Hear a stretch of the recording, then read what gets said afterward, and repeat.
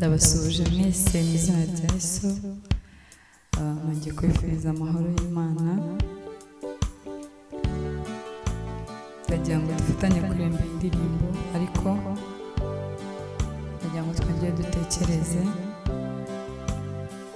Ese urarambiwe, ucitse intege, urananiwe umutima? Ndagira ngo nongere mukomeze ubwire ko imbere hari amakamba kandi hari ibihembo.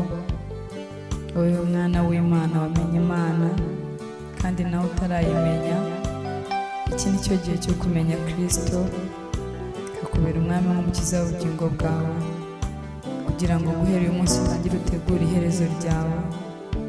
Hano dutuye ntabwo tuzahahora, tuzahava, tuzagenda. Impamvu tuzahava ni uko umunsi ku wundi abantu baragenda, abacu baragenda. Rero birasaba yuko twitegura, twebwe tugifite amahirwe yo kuba turiho. Harahari, iwacu tuzahagera. Imana ibahe umugisha mwinshi.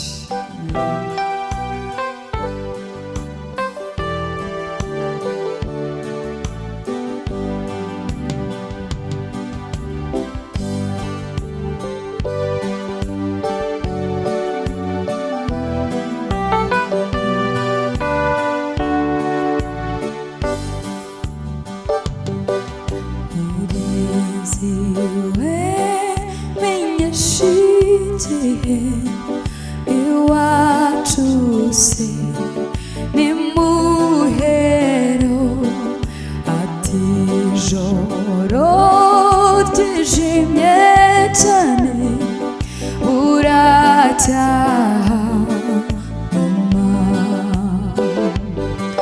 Ntukarire, ukomeze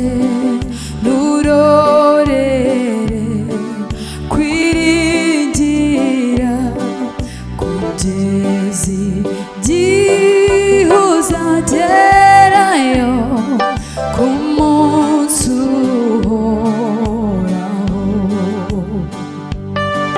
Ntukarire, ukomeze nturorere kwiringira kugeza igihe uzagerayo ku munsi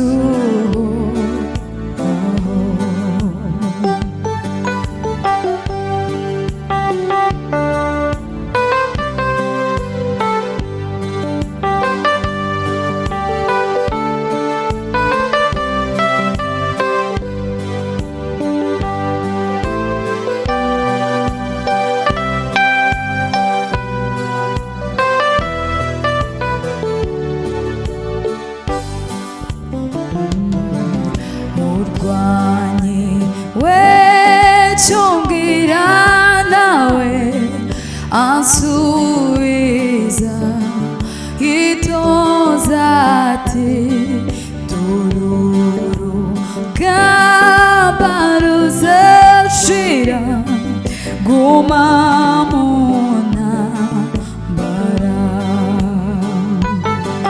Ntubabare,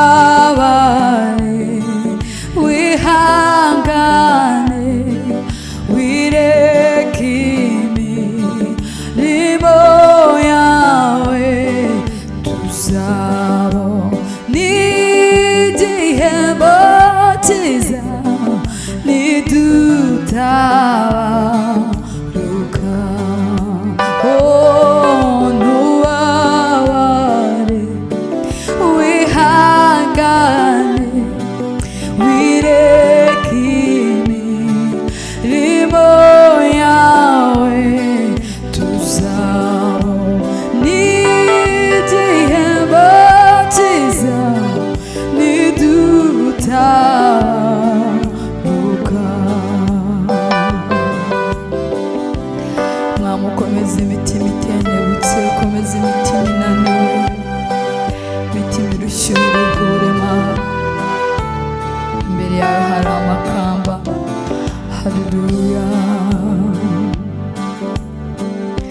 Ndacyaba zibyaremwe byose bisubiza bijya biti iyi si yacu iza gushira hasi ndihoraho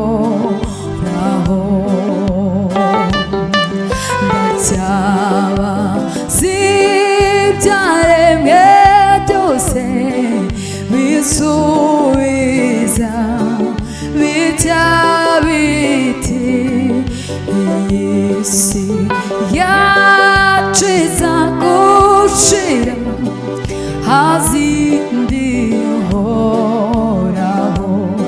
noneho umenye ibyo bimenyetso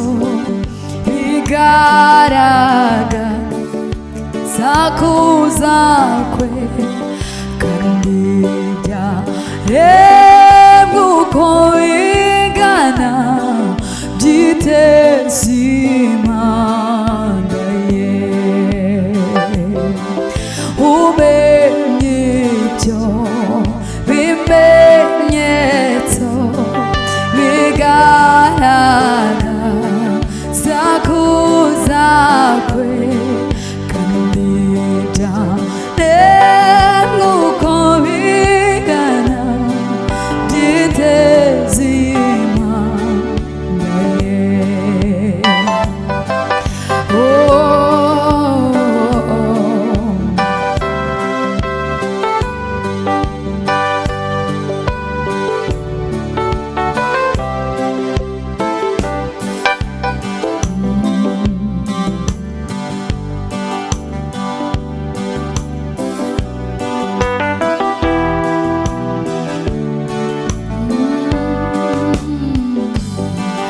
Twishime mu mitima yacu kuko imuhira ari hafi duhumure tuzaruhuka tutakibabara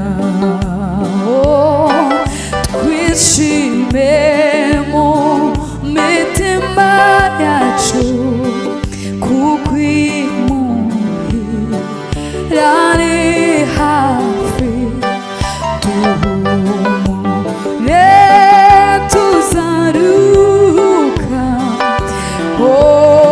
nidutabarukayo kwa Yesu w'ijuru ntubabare ukomere ibyago bizashiraho nituza bura y'amahoro kwa Yesu mw'ijuru ntubabare tuzabana ibi byago bizashiraho nituza bura y'amahoro kwa Yesu mw'ijuru nituza bura